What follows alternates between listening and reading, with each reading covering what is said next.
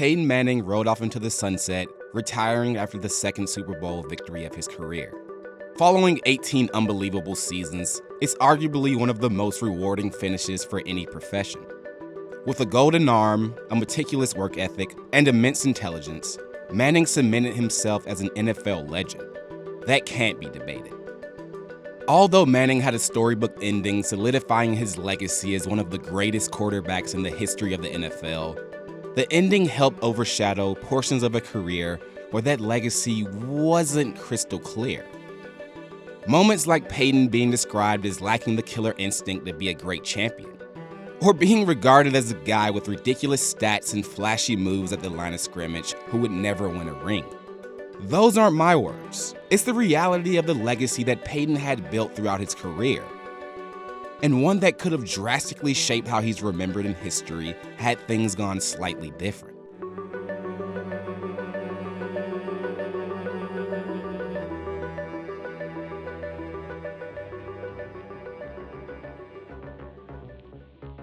It wasn't Peyton's fault that he was born into an established football family like the Mannings, but the name comes with a different set of expectations. Peyton's dad, Archie, spent 14 years in the league, getting destroyed on the field and hounded by fans during a career without a winning season. His younger brother, Eli, went on to earn two of the more shocking Super Bowl victories in league history.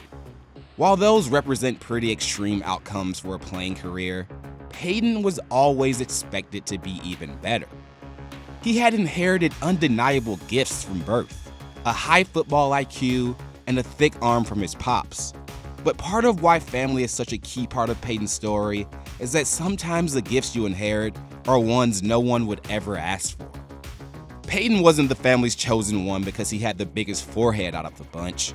He was thrust upon the pedestal that his older brother Cooper once occupied. Unlike the rest of the Manning gang, Cooper carved out his path as a promising wide receiver and followed in Archie's footsteps by attending the University of Mississippi. During his freshman year at Ole Miss, Cooper received a career-ending diagnosis of spinal stenosis, a narrowing of the spaces within the spine that put Cooper at a higher risk of paralysis with each hit he took. Peyton idolized Cooper. Up until the diagnosis, Peyton was set to join his brother at Ole Miss. Cooper's immediate retirement, coupled with NCAA sanctions at Ole Miss, ultimately made the Mannings expand past one college, which helped Peyton land at the University of Tennessee, a much better program that set him up for a finer opportunity at success. It was at Tennessee where Peyton learned to take those natural-born gifts and sharpen his skills under the guidance of offensive coordinator David Cutcliffe, who Peyton credits as someone who helped mold his entire career. While Cooper's neck injury led Peyton to develop a special bond with Cutcliffe, it also pointed toward a potential problem for the middle Manning. Spooked by Cooper's diagnosis, Archie had his younger sons checked for similar issues. Peyton's results were far from pristine. Not enough to give up football entirely, but certainly less than ideal. But for the next 2 decades, Peyton didn't miss a single start due to injury. In that span, Peyton's durability became an easily overlooked attribute as he dominated the league, winning 4 MVPs while leading the Colts as a perennial contender year after year. In 2010, at 34 years old, Peyton said it was the best he'd felt in years. He felt so good at that point because he underwent an off-season surgery to correct a pinched nerve that caused him pain in previous seasons. With a fully healthy Peyton, experts believed he would light up the NFL even more. But while surgery relieved his neck pain, it was only short-term. In May 2011, Manning underwent his second neck surgery, this time to repair a herniated disc. The surgery was said to be minimally invasive, and Colts owner Jim Irsay fully believed that his star QB wouldn't be fazed by the operation. Peyton, on the other hand, didn't share that same sort of optimism. That second neck surgery fully corrected the pain in his neck, but the procedure cost him another body part, his right arm. The nerve had been under so much pressure from the herniated disc that it would take a while for his arm to get back to normal. Except, after 2 weeks, Manning's arm still felt weak. He noticed the grip strength in his hand also appeared to be affected, which is fine if you're a video producer like me, but not so much if you're a professional quarterback who now had to relearn how to throw. That led to a disappointing discovery, requiring Manning to get a second surgery that I don't even blame him for trying to hide. Imagine going from being an MVP quarterback to watching your passes flutter weakly through the air while playing catch with your younger brother and hearing him tell you straight up that you just don't have it anymore. On top of that, a blueprint for nerve regeneration was non-existent, which frustrated Peyton even more. Along with the lack of strength, Peyton noticed he could no longer pinpoint his passes, which again is a very important ability to have control of if you plan on being a quarterback. Manning couldn't repeat the same throwing motion that he had for years. At 35 years old, Peyton was at the age where most quarterbacks were fully washed, and the setback left him in a low place. This was a battle unlike anything he'd ever experienced, one where he was forced to give away control for the first time in his career. Previously, thanks to his play on the field, Peyton had the opportunity to fight the narratives thrown against him. For his first half-decade in the NFL, while Manning shined as the league's Cinderella during the regular season, he turned into a pumpkin in the playoffs. Double-digit wins led to deflating playoff losses in which Manning posted horrific stat lines, going winless in his first 3 postseason games. Once he finally secured his first playoff victory, Peyton gained a new reputation as Tom Brady's postseason punching bag, as the Colts fell to the Patriots in back-to-back postseasons, both of which Brady went on to win the Super Bowl. Journalists wondered if Manning's career would follow the same path as Dan Marino's, ending without ever getting a sniff of the title. Manning felt like so many experts were trying to define his career that he found it pointless to try and prove them wrong. He responded to the criticism by focusing on what was in his control, put in the work, build upon the success, and try again next year. But within that, Manning also acknowledged his clock was ticking. During the 2006 season, Manning shut down all the noise. The Colts steamrolled through the playoffs, including a massive conference championship win where Manning finally bested Brady and the Patriots. After being handed L after L, Manning at long last earned a trip to the Super Bowl and took full advantage of the opportunity by adding that heralded Lombardi trophy to his resume, properly silencing his doubters. Peyton brought Indianapolis his first Super Bowl victory and just the franchise's second, matching what Johnny Unitas achieved back when the helmets were soft. Had it ended there, Peyton undoubtedly could have gone down as a Colts legend. With all the success and accolades he brought the franchise, that bit was never in question. But faced with a health crisis, Peyton's legacy could have been tarnished without him having a chance to change the ending. Before Peyton accepted the RSVP for his one-man pity party, though, he turned to his brother Cooper, who helped put his injury in the proper context.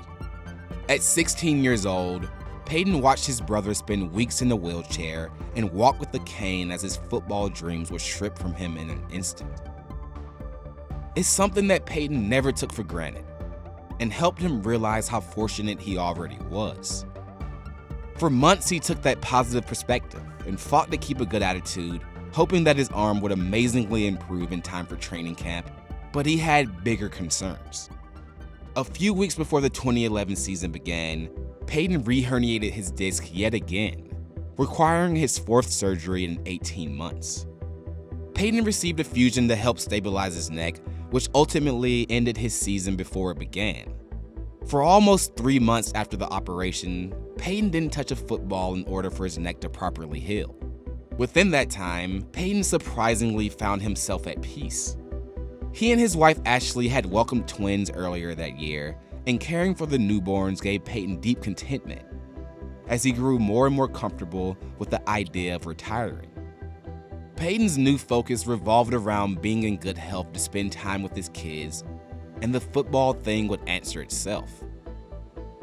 There is no guaranteeing which version of Manning would have been remembered most if he called it quits at the end of the 2011 season, but Manning wasn't done just yet.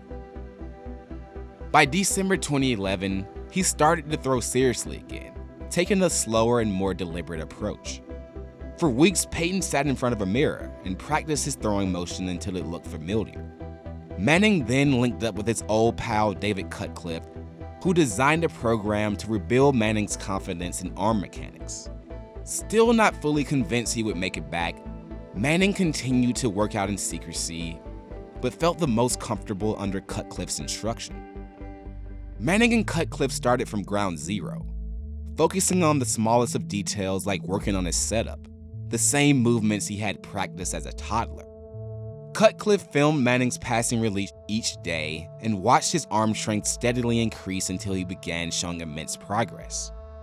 In February 2012, Manning got fully cleared to play, but the weakness in his triceps still existed, something his doctor advised he would have to compensate for by getting swole everywhere else. The results of this physical and mental recovery couldn't be known until Peyton stepped back on a football field. Manning's time with the Colts ended in a much messier way than he probably would have hoped for, but he wasn't ready to wrap up his career just yet and became one of the most coveted free agents in NFL history. While he spent months in private workouts, Peyton finally put his progress on display, ready to give teams a true picture of his status.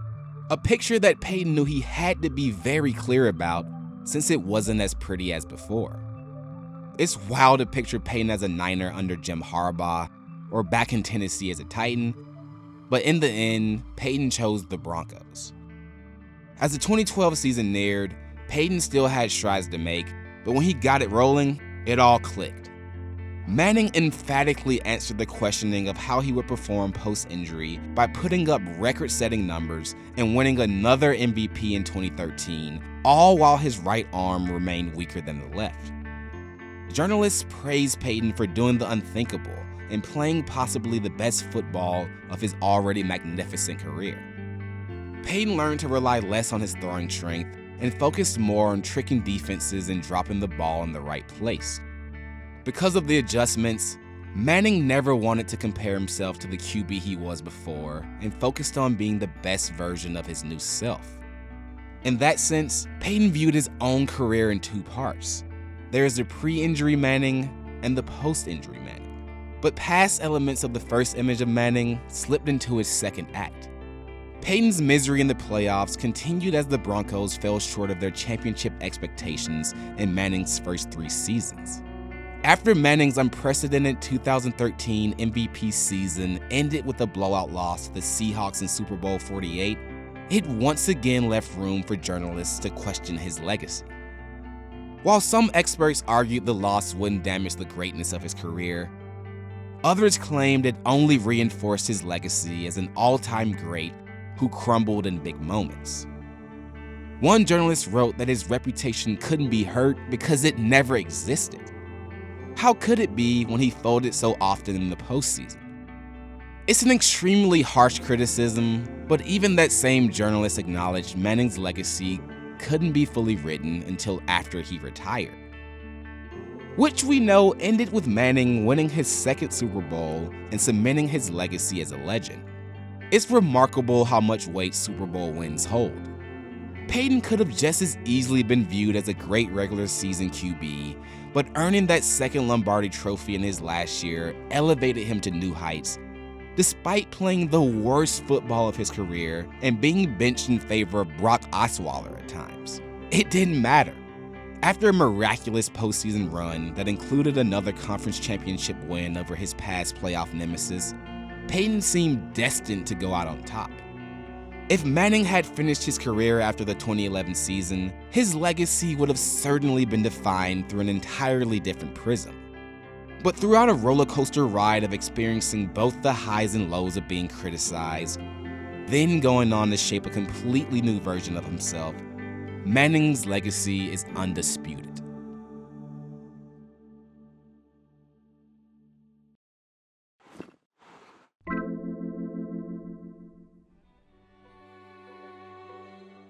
Congrats on making it through another episode of Prism. To treat yourself, might as well go ahead and check out the rest of the series if you haven't already. Don't forget to like and subscribe and keep on coming back.